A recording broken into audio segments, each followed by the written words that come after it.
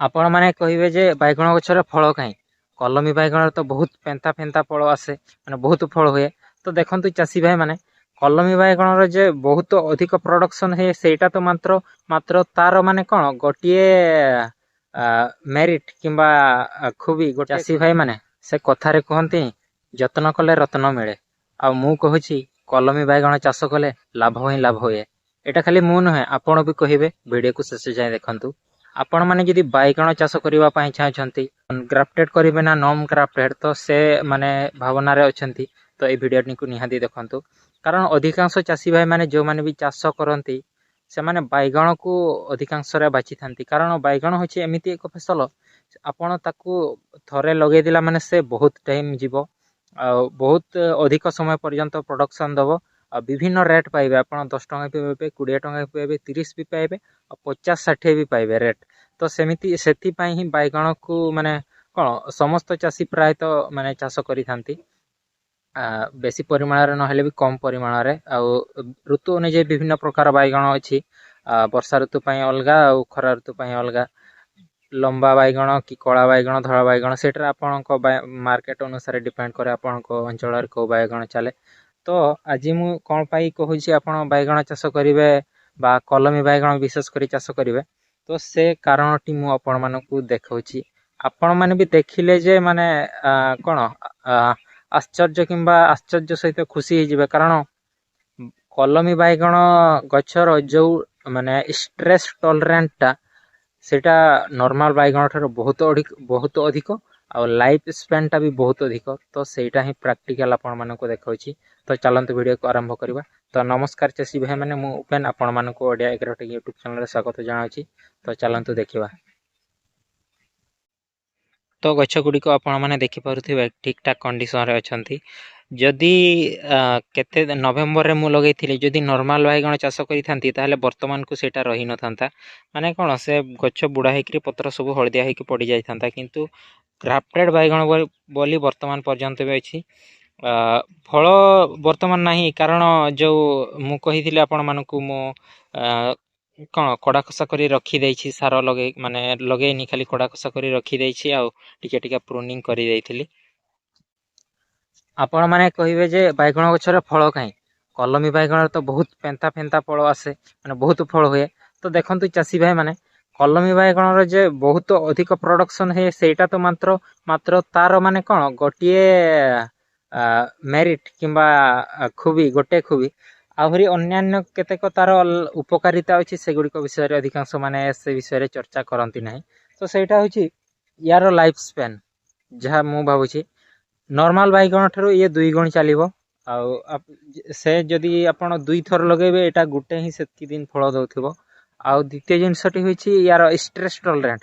ଇଏ ପାଣି ଯଦି ମାନେ ଶୁଖି ଯାଉଥିବ ନା, ହେଲେ ବି ଗଛକୁ ମରିବା ପାଇଁ ଦେବ ନାହିଁ। ଆଉ କିନ୍ତୁ ନର୍ମାଲ ବାଇଗଣ ଆପଣ ଯଦି ପାଣି ଦେବାରେ କଣ 10-15 ଦିନ ଯଦି ପୁରା ପାଣି ପାଇଲା ନାହିଁ, ସେ ଗଛ ମରିଯିବ। କିନ୍ତୁ ଏଇଟା 10-15 ଦିନ କଣ, ହଁ 10-15 ଦିନ ବି ଯଦି ପାଣି ନ ପାଏ, ପୁରା ଖରାରେ ଏମିତି ଚାଲିଥାଉ, କିଛି ହବନି। କିନ୍ତୁ ଫ୍ଲାୱାର ଡ୍ରପିଂ ହବ, ଫଳ ସେଟିଂ ହବ ନାହିଁ, କିନ୍ତୁ ଗଛ ମରିବନି। ସେଇଟା ହଉଛି ଖୁବି। ଆହୁରି ଅନ୍ୟାନ୍ୟ ଖୁବି ଅଛି, ଯେମିତିକା ନ୍ୟୁଟ୍ରିଏଣ୍ଟସ ମାଟିର ସେ ସଂଗ୍ରହ କରି ତାକୁ ଦେଇଥାଏ। ଆଉ ସେଗୁଡିକ ବିଷୟରେ ତ ଆପଣ ମାନେ ଜାଣିଛନ୍ତି, ମୁଁ ସେଇଟା କହୁନାହିଁ। ବିନା ଡ୍ରିପ ବିନା ମଲ୍ଚିଂ ରେ ଆପଣ ଯଦି କରିବା ପାଇଁ ଚାହୁଁଛନ୍ତି, ମୁଁ କହିବି ନୂଆ ଚାଷୀ ଯଦି ଆପଣ ମାନେ ହେଇଥାନ୍ତି କିମ୍ବା ଛୋଟ ଚାଷୀ ହେଇଥାନ୍ତି, ତାହେଲେ ନନ୍ ଗ୍ରାଫ୍ଟେଡ ରୁ ଆରମ୍ଭ କରନ୍ତୁ, ଯୋଉ ଶ୍ରୀମାସିଡିସର ବ୍ଲୁ ଷ୍ଟାର ମୁଁ ବାଇଗଣରେ କୁହେ। ଆହୁରି ଆପଣଙ୍କ ଏରିଆରେ କୋଉ ବାଇଗଣ ଚାଲେ, ଆଉ ବିଶେଷ କରି ଧ୍ୟାନ ରଖିବେ ବର୍ଷା ଋତୁରେ ଯଦି କରିବା ପାଇଁ ଚାହୁଁଛନ୍ତି, ବର୍ଷା ହଉ ଖରା ହଉ ଯେକୌଣସି ଋତୁରେ କରନ୍ତୁ, ଆପଣ ମାନେ ଗୋଟେ ଜିନିଷ ବାଇଗଣରେ ଧ୍ୟାନ ରଖିବେ, ୱିଲ୍ଟ ରେସିଷ୍ଟାଣ୍ଟ ଭେରାଇଟିଟେ ହେଇଥିବ, ସେଥିରେ ରୋଗ ପୋକ କମ ଆସୁଥିବେ। ତ ସେଇଟାକୁ ବାଛନ୍ତୁ, ଦେଖିବେ ଆପଣ ନିହାତି ଲାଭ କରିବେ, ନିହାତି ଲାଭ କରିବେ। ତ ସେମିତିକା କଥା ରହିଛି। ଆଉ ଅନ୍ୟାନ୍ୟ ଖୁବି ତ ଆପଣ ମାନେ ଗ୍ରାଫ୍ଟେଡ ର ଜାଣି ହେଇଛନ୍ତି, ତ ମୁଁ ସେଗୁଡିକ ବିଷୟରେ ବିଶେଷ କହୁନାହିଁ। ଆଉ ବାଇଗଣ ଚାଷ ଯଦି ଆପଣ ମାନେ କରୁଛନ୍ତି, ତାହେଲେ ଔଷଧ ପତ୍ର ସାର ଗୁଡିକ ପ୍ରଥମେ ଘରେ ଆଣିକି ଷ୍ଟକ୍ କରନ୍ତୁ, ତାପରେ କ୍ଷେତକୁ ଓହ୍ଲାନ୍ତୁ। ନହେଲେ ଆପଣ ଗଛ ଲଗେଇଥିବେ, ଆପଣଙ୍କୁ ସେଥିରେ ରୋଗ ଦେଖାଯାଉଥିବ, ଆପଣ ସେତେବେଳେ ଦୋକାନକୁ ଦୌଡୁଥିବେ, ତ ସେତେବେଳେ କୁ ଡେରି ହେଇଯିବ, ଆପଣ ମାନେ ମ୍ୟାନେଜ କରିପାରିବେ ନାହିଁ। ତ ସେମିତି ଭାବରେ ହେଉଛି ଔଷଧ ପତ୍ର ଗୁଡିକ, କୋଉ ଔଷଧ ଗୁଡିକ ନିହାତି ଦରକାର। ମୁଁ ସେଗୁଡ଼ିକ ବି କହିଥାଏ କିମ୍ବା ଆପଣଙ୍କ ଦୋକାନଦାରଙ୍କ ଔଷଧ ଗୁଡ଼ିକ ଦିଏ ଭଲ ଔଷଧ ଗୁଡ଼ିକ ଆପଣମାନେ ବ୍ୟବହାର କରିଛନ୍ତି, ତାର ରେଜଲ୍ଟ ପାଇଛନ୍ତି, ତ ସେଗୁଡ଼ିକ ବ୍ୟବହାର କରନ୍ତୁ। ମୁଁ ଏଇ ଭିଡ଼ିଓରେ କ'ଣ ଗ୍ରାଫ୍ଟେଡ୍ ବାଇଗଣରେ ଯେ ମହିମା ମଣ୍ଡନ କରୁନାହିଁ ସେମିତି କଥା ନୁହେଁ, କାରଣ ଯେକୌଣସି ଜିନିଷର ମେରିଟ୍ ବି ଅଛି, ଡିମେରିଟ୍ ବି ଅଛି। ଇଏ କ'ଣ ବହୁତ ଖର୍ଚ୍ଚାନ୍ତ, ମାନେ ବହୁତ ପଇସା ଖର୍ଚ୍ଚ ହୁଏ ଏଥିରେ, ଖତ, ସାର, ରେଗୁଲାର ସ୍ପ୍ରେ, ଆହୁରି ଭିଟାମିନ୍ ବହୁତ କିଛି ଲାଗେ। କିନ୍ତୁ ଅନ୍ୟାନ୍ୟ ଫସଲ ବା ନର୍ମାଲ ମାନେ ନର୍ମାଲ ବାଇଗଣରେ ଏତେ ଖର୍ଚ୍ଚ ହୁଏ ନାହିଁ, ଆଉ ପ୍ରଫିଟ୍ ବି ଅଧିକା। ଆଉ ଗୋଟେ ଛୋଟ ଜିନିଷଟି ଦେଖାଉଛି ଆପଣମାନଙ୍କୁ। ଆପଣ ମାନେ ଯଦି କଲମୀ ବାଇଗଣ ଚାଷ କରୁଛନ୍ତି, ତାହେଲେ ଆପଣଙ୍କୁ କ'ଣ କ'ଣ ବେନିଫିଟ୍ ହେବ ସେଥିରେ ଆଉ ଗୋଟେ ମୁଁ କଥା ଆଡ଼୍ କରୁଛି। ଆପଣ ଯଦି ଦେଖୁଛନ୍ତି ରୋଗ ପୋକ ବହୁତ ପରିମାଣରେ ଆକ୍ରମଣ କଲେ, ୱିଲ୍ଟ ନୁହଁ, ମାଟି ଜନିତ ରୋଗ ନୁହେଁ, ଯେଉଁ ଫଳ ବିନ୍ଧା, କାଣ୍ଡ ବିନ୍ଧା ହଉ କିମ୍ବା ଗୁଣ୍ଡି ପୋକ ହଉ, ବହୁତ ପରିମାଣରେ ଆକ୍ରମଣ କରିଲେ, ଋତୁ ସେ ଅନୁସାରେ ହେଲା ନାହିଁ କିମ୍ବା ବହୁତ ପ୍ରଚଣ୍ଡ ଖରା ହେଲା, ତ ଆପଣମାନେ ପ୍ରୁନିଂ କରିପାରିବେ। ତ ସେଇଟା ଦେଖାଉଛି ଆପଣମାନଙ୍କୁ। এই ଯେଉଁ ଗଛ ଗୁଡ଼ିକ ଦେଖୁଛନ୍ତି, ଏଗୁଡ଼ିକ ମୁଁ ଏ ସାଇଡ଼୍ର ଗଛ ଗୁଡ଼ିକ କଟିଂ କରି ରଖିଦେଇଛି। ବର୍ଷା ସିଜିନ୍ ହେଲେ ଏଗୁଡ଼ିକ ଆଉ ଥରେ ଗ୍ରୋଥକୁ ଆସିବେ। ତ ସେଇ ଜିନିଷଟା ଆପଣଙ୍କୁ ମାନେ କ'ଣ ନର୍ମାଲ ବାଇଗଣରେ ଦେଖିବାକୁ ମିଳିବ ନାହିଁ। ତ ଏଇ ଭିଡ଼ିଓକୁ ଦେଖିକି ଆପଣମାନଙ୍କ ମନରେ କ'ଣ ଉତ୍ସାହ ଆସୁଥିବ ଯେ ମୁଁ ବି କଲମୀ ବାଇଗଣ ଚାଷ କରିବି, ଗ୍ରାଫ୍ଟେଡ୍ ବାଇଗଣ ଚାଷ କରିବି।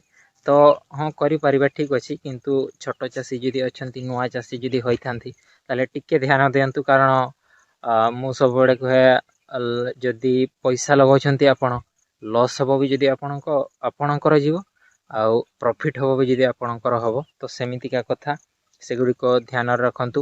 ଆଉ ଚାଷକୁ ଯେତେବେଳେ ଓହ୍ଲାଉଛନ୍ତି, ସେତେବେଳେ ମୁଁ ଗୋଟେ କଥା କହି ରଖିବି, ଯେଉଁ ସ୍ପ୍ରେ ସାର ଔଷଧ ଗୁଡ଼ିକ ତ ଷ୍ଟକ୍ କରିଲେ, କିନ୍ତୁ ଉଧାରିରେ କେବେ ଚାଷ କରନ୍ତୁ ନାହିଁ, ମାନେ ଋଣରେ ଚାଷ କରନ୍ତୁ ନାହିଁ। କିଛି ଲୋକଙ୍କୁ ମୁଁ ଦେଖିଛି ଯେ ସେମାନେ ଦୋକାନଦାର ପାଖରେ ମାନେ କ'ଣ ଉଧାରରେ ଚାଲନ୍ତି, ଯେମିତିକା ସାର ଦୋକାନ ପାଖରେ ଉଧାର ରହିଥିବେ, ମଞ୍ଜି ବାଲା ପାଖରେ ଉଧାର ରହିଥିବେ। ସେମିତି କରନ୍ତୁ ନାହିଁ। ଆପଣଙ୍କର ଯଦି 10,000 ଟଙ୍କା ଅଛି, 10-15 ହଜାର ଟଙ୍କା ଅଛି, ତାହେଲେ ଆପଣ 10-15 ଡେସିମିଲ୍ ଜାଗା କରନ୍ତୁ, ବେଶୀ କ'ଣ ପାଇଁ କରିବେ? ବେଶୀ ନେଇକରି ଆପଣ ଯଦି ବାଇଚାନ୍ସ ଯଦି ଲସ୍ ହେଇଗଲା, ତାହେଲେ ଆପଣ ସେ ଟଙ୍କା କେଉଁଠୁ ସୁଝିବେ? ତ ଆପଣଙ୍କୁ ବହୁତ ହଇରାଣ ହେବାକୁ ପଡ଼ିବ।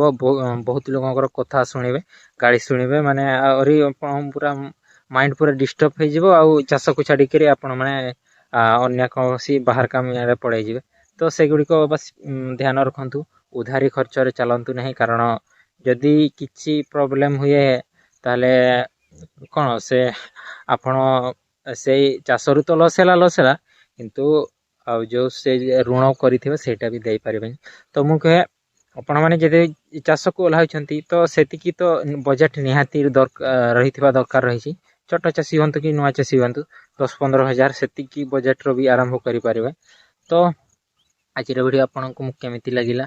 ଆଉ ବାଇଗଣ ଯଦି ଚାଷ କରିବା ପାଇଁ ଚାହୁଁଛନ୍ତି, ମୋର ଚ୍ୟାନେଲରେ ବାଇଗଣ ଚାଷକୁ ହିଁ ମାନେ ବିଶେଷ ସ୍ପେଶାଲାଇଜ୍ ମାନେ ସ୍ୱତନ୍ତ୍ର ଭାବରେ ମୁଁ ଭିଡ଼ିଓ ଗୁଡ଼ିକ ତାର ତିଆରି କରିଛି। ଔଷଧପତ୍ର ଲଗାଇବା ପ୍ରୋସେସ୍, ବେଡ଼ ପ୍ରିପାରେସନ୍, ଆଉ ବର୍ଷା ଦିନ ପାଇଁ କେମିତି ଲଗାହେବ, ତ ସେଗୁଡ଼ିକ ବିଷୟରେ ଭିଡ଼ିଓ ଆସିବ। ତ ଚ୍ୟାନେଲକୁ ସବସ୍କ୍ରାଇବ୍ କରିକି ରଖିଥାନ୍ତୁ। ତ ଆଜିର ଭିଡ଼ିଓ ଆପଣମାନଙ୍କୁ କେମିତି ଲାଗିଲା? ଟିକେ ହେଲେ ବି ଇନଫର୍ମେଟିଭ୍ ଯଦି ଲାଗିଥାଏ, ଗୋଟେ ଭିଡ଼ିଓକୁ ଲାଇକ୍ କରିଦେବେ। ଆଉ କେମିତି ଲାଗିଲା, ଭଲ ଲାଗିଲା କି ଖରାପ ଲାଗିଲା, କମେଣ୍ଟରେ ଜଣାଇବେ। ତ ଆଜିର ଭିଡ଼ିଓରେ ଏତିକି, ରହିଲି, ନମସ୍କାର।